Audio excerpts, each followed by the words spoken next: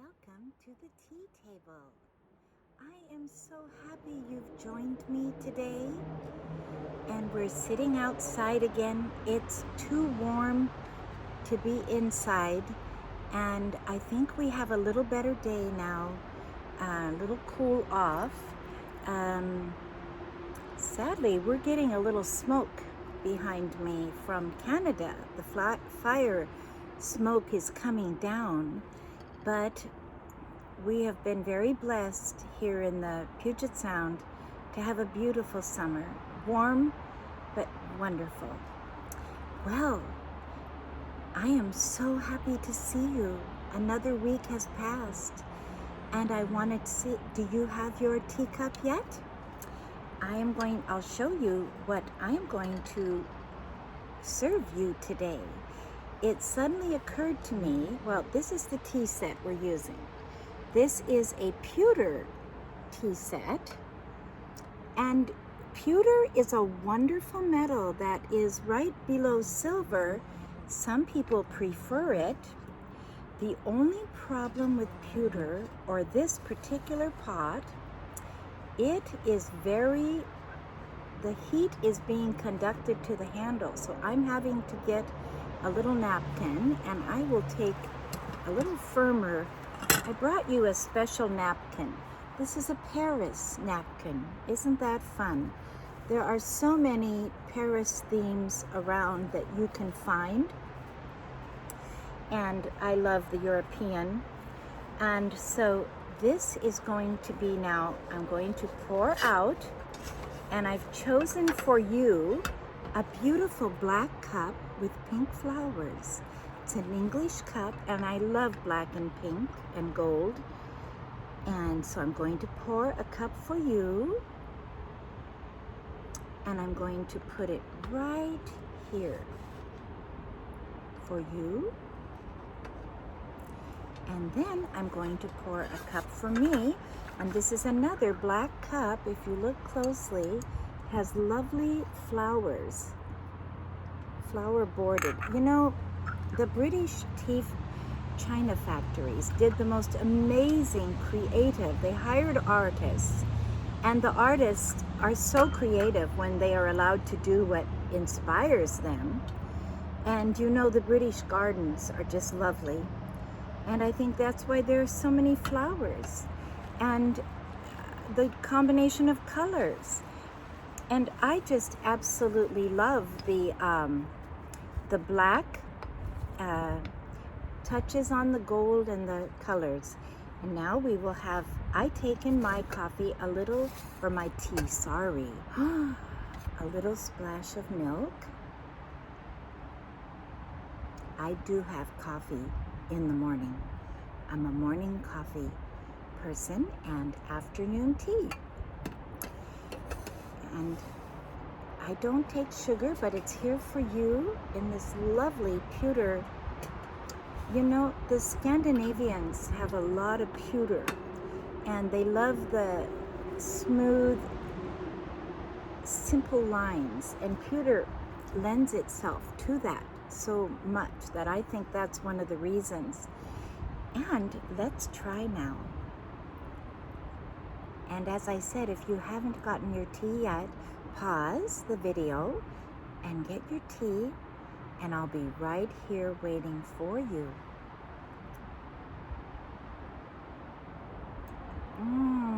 You know, I think tea is the most lovely thing on a hot day. Hot tea.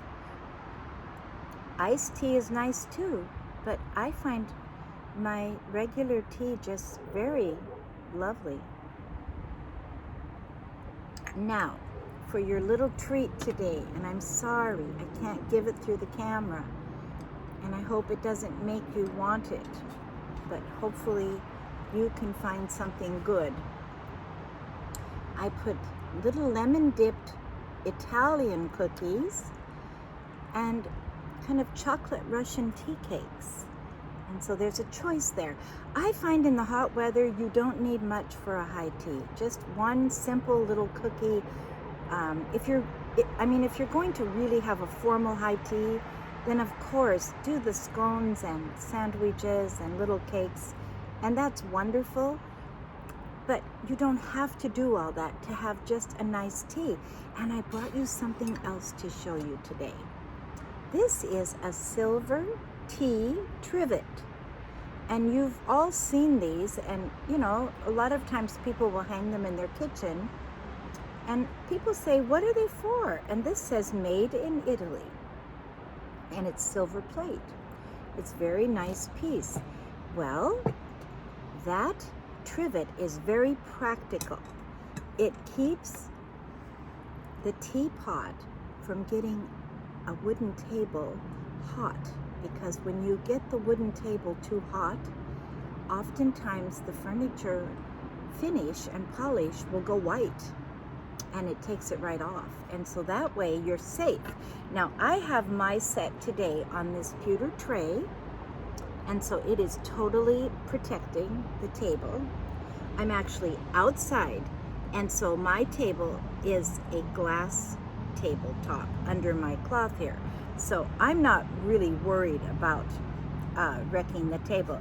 But generally, when you're at a nice formal dining table, you want to protect it. And trivets are wonderful. They work for lots of different purposes. And if you don't have one, pick one up. You can find a lot of these vintage tea things at thrift shops, garage sales, antique shops, and they're very worthwhile. They're always unique and original, one of a kind. It's very fun. Well, I also brought from my garden. Now, yesterday we had an almost 100-degree day, so I ran to my garden in the morning and gathered up some roses. I'm going to move this California desert plant down so you can see these better. And these are little, they're called tea roses. Actually, they're called tea roses. Perfect for tea.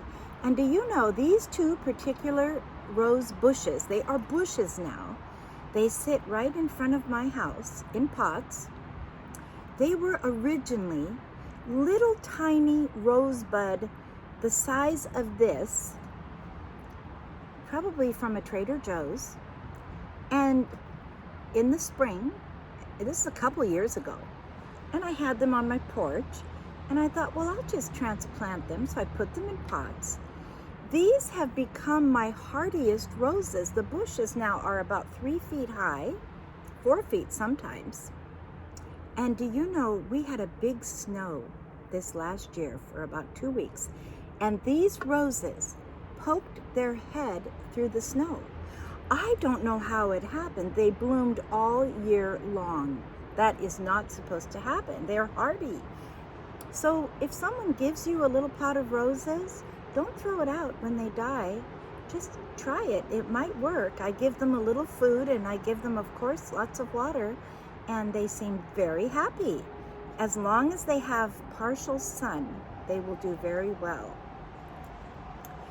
Well, I know that we went to Italy a few weeks ago, but I kind of want to go back, because I think about those wonderful, well, Greece and Italy and the Mediterranean islands. Oh my goodness, they're so beautiful. And I am wearing today a necklace. I've had this for many years, and I thought this is perfect. This is from Turkey, and it is, I don't know if it's sterling silver. It's some form of silver, and like a turquoise color, you can see. Different than the stone I showed you before that comes from only the, Caribbean, the lapis stone. But this is different. This is more like maybe something you would find a turquoise stone. But I know the American turquoise is different than this. So, you know, there's such a variety of jewels. And my earrings are fun. They have a turquoise stone, and they just feel like Italy or Mediterranean, and I feel like that's our weather right now. Well, last week on the Oregon coast, when we were talking and I showed you this wonderful scarf that was a picture of Portofino, Now, I have never really had a scarf that I recall that actually had a painting indented on it. And I think it's such a wonderful idea. Well, I decided I would wear it today. And this is going to be a real experiment because I'm going to stand up and turn around and hopefully you can see the picture. It's one of those lovely fishing villages down on the west coast of southern Italy, right before you get to the boot. Italy is this wonderful long country, so they have an incredible coastline. You know, I'm thinking not unlike Norway. Norway's is north and cold, theirs is southern and warm. Interesting. So, let's try and let's see if this works. Because I have a camera that is standing still. And this is the picture. I'm going to back up a little bit here. And hopefully you can see it. It's a painting. And an artist painted this. It's the water and the church in Portofino, Italy. And I just think it's so fun. So, I hope you got to see it because I thought to myself, how do you wear a scarf that's a picture? Well, I can't crunch it up, so I thought I'll let it hang over my back. And hopefully people will be able to see the picture. And you know, these cushions I have are they look very island because they have on them, I will show you, they have on them parrots. And when you think of God and the color that He creates in the universe for us, and particularly now when we have this fabulous warm weather, we're having sunsets that are like just stretching across the sky. And at night I saw, 2 nights ago I was at Capitol Lake and I saw the slivered moon over. We have so many trees here, and the fir and pine tree, when they go in the light of the sunset, they're black. I see why they call, Bavaria the Black Forest, because they look black. And they're just, the tops of them are like jutted across the sky. And then there were the mountains, and then down was going the sun. And the colors were beyond anything that we would even be able to paint. I mean, God is so big. He loves us so much. I just kept saying, thank you, God, for giving me this beautiful gift of such a display of your natural beauty. And I thought, well, what would I bring for a little purse from Italy? Now, this is not Italian, but I thought this is a fun little purse that has all the colors. I love when there's a yellow. I love when yellow is in a painting or a piece of fabric or a picture. I find a dot of yellow just brings life. That's the sun.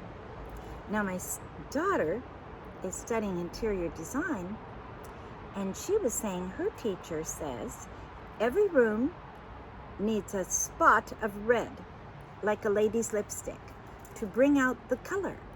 So I'm going to show you this little purse. It's really cute, and it's got the little beads, and you open it.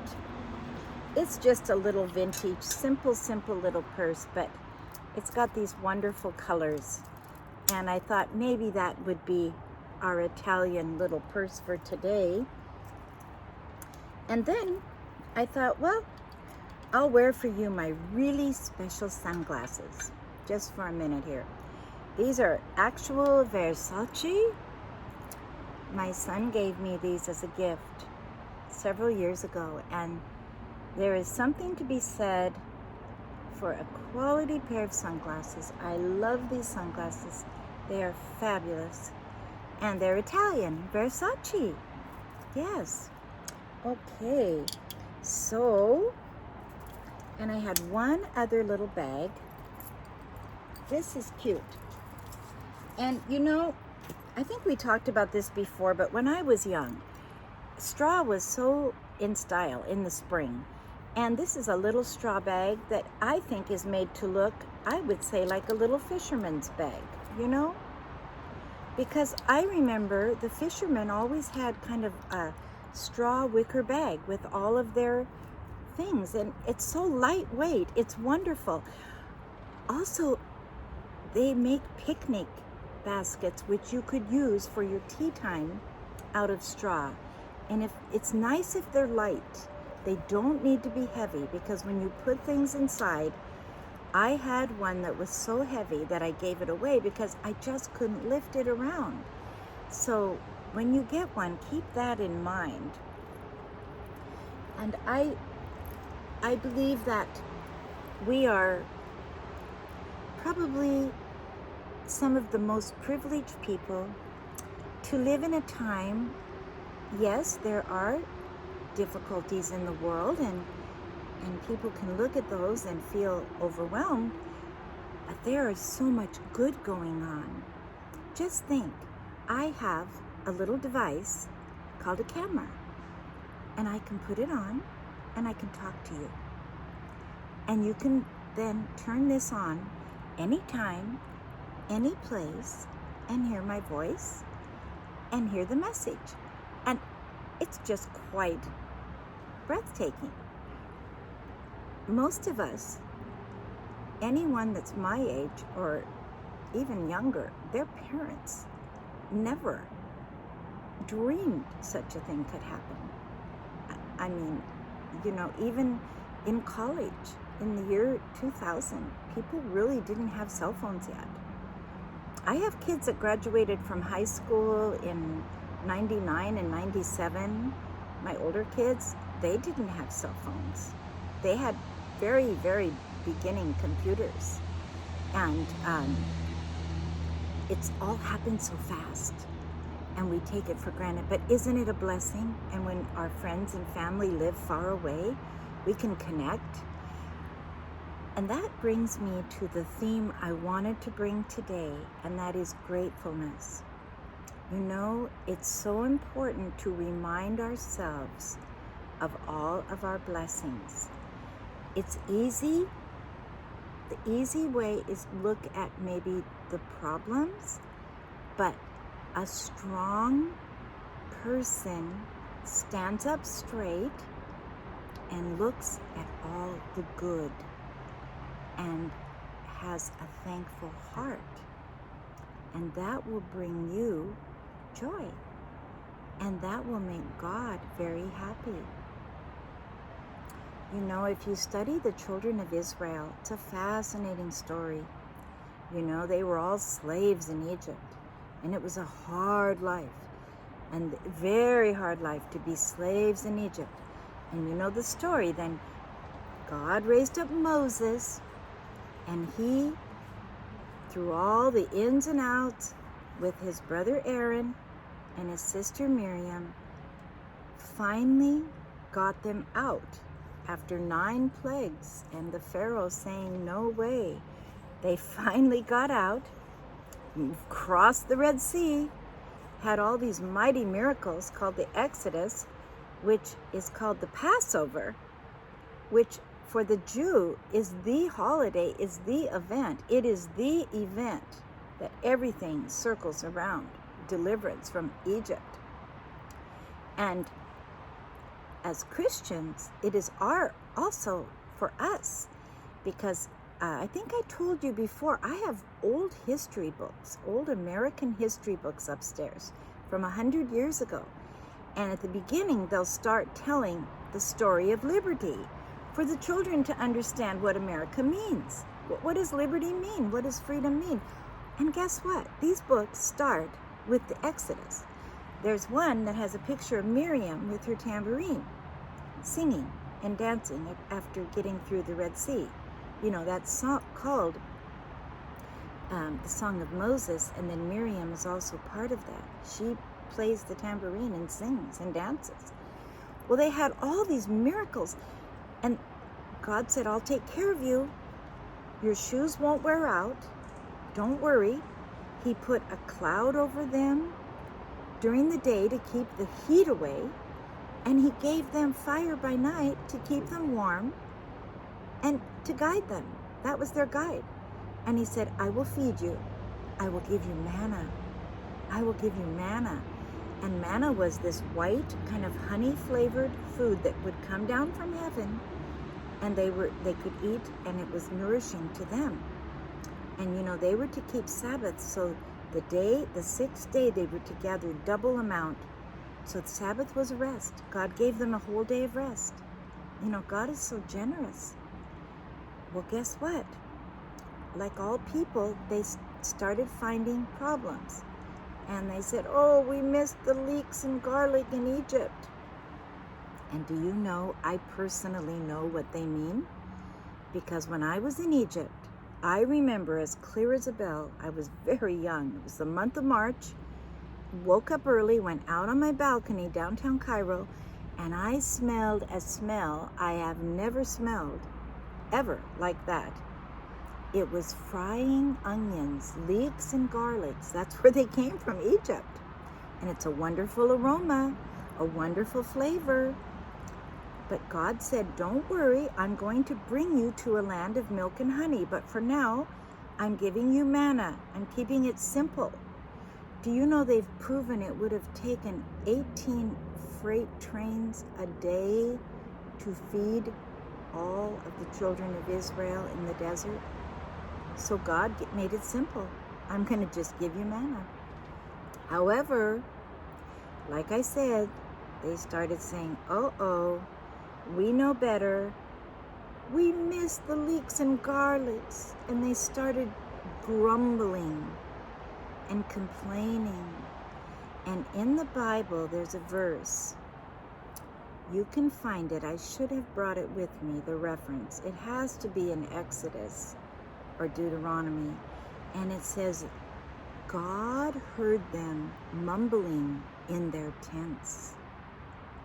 They were grumbling in their tents. They didn't think God heard. But you know, God hears and sees everything. And this was very displeasing to God because he wanted them to trust him. He wanted to show them the way in his love. And you know, it's a good remembrance that when things come up and we don't like them and we want to change them, being negative and saying negative things, mumbling and complaining, it never helps. It only makes things worse, and it actually hurts us. And that's a bumblebee on my camera right now, if you're seeing. I'm seeing two bees here, one on my flowers and one on my camera. So, but what God wants us to do is take that opportunity when something comes, turn it around and say, God, I know you're there. I know you love me. Would you please help in this situation? Help me see the purpose in this, and would you please solve this and help this work out for good? There's a Bible verse that says, all things work together for good to them that love God and are called according to his promise. Now that is like money in the bank. That's like a promise. That's better than $10,000. That's great.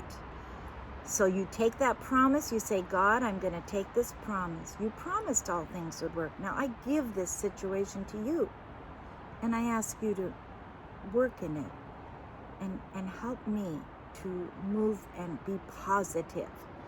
Do you know, I guarantee you, things will break forth, things will happen, you will be happy, you will start having joy in your heart, you'll start getting that love back in your heart, and those troubles, before you know it, they'll be turned around. Things will turn around. They don't stay the same. And you will not have wasted your precious time on being negative. And you will become a very strong person, because you and I, we are not victims. No, we are not. We have free will. We have the ability to not accept the negative. Go forward and take by faith God's promises and keep our joy bells ringing. Yes. There's an old song I heard as a child. And when the battle's over, we shall wear a crown. We shall wear a crown. We shall wear a crown. And when the battle's over, we shall wear a crown in the new Jerusalem. There is a verse that goes with that. Paul says, let no man take your crown. No. We're crowned in life by Christ. Take his love today. Take his promise today. Take his word today and make it your own. And the rest will be history. Well, God bless you. I send my love to all of you. I am so happy you've joined me. I love our tea talks. And I pray that whatever your needs are, they will be met with abundance and joy. Let me know. I've seen many answers to prayer this week already. Let me know. I want to hear your victory song. Sing your song unto the Lord. That is your life. God bless you. And I will look forward to seeing you next time.